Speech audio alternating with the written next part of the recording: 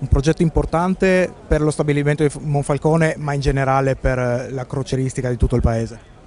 Non c'è dubbio, noi in questo momento abbiamo un carico di lavoro enorme e la nostra prima preoccupazione, ma anche la nostra prima determinazione nel fare le cose è quella di far crescere l'azienda. Noi abbiamo un portafoglio che ci consente di dover crescere nei prossimi 5 anni del 50%, quindi lavoro per tutti i cantieri italiani.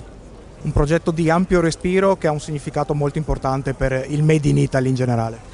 È un significato importantissimo per noi come MSC di tornare in Italia a costruire in Italia. Per noi questo è un motivo di grande orgoglio, di grande onore, e poi con una nave così innovativa, di design futuristico, un prototipo, da tanti anni che Fincantieri non costruisce un prototipo così importante, che non solo dà lavoro alla gente, ma che sarà l'eccellenza, il vero Made in Italy, il design che ci farà conoscere nel mondo sempre di più.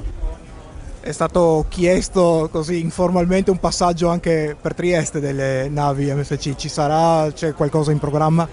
Oggi col governatore, con cui io devo ringraziare le istituzioni per l'aiuto che ci stanno dando nella costruzione della nave, abbiamo mantenuto una promessa, ho fatto una promessa che voglio mantenere, perciò grande festa al varo della MSC Seaside a Trieste con la città, così condivideremo con le famiglie degli operai con chi ha lavorato alla costruzione di questa nave, celebreremo insieme la partenza della MSC Seaside che andrà a operare a Miami, ma voglio che Trieste veda il gioiello e che sia orgogliosa anche lei di vedere quello che siamo capaci di costruire.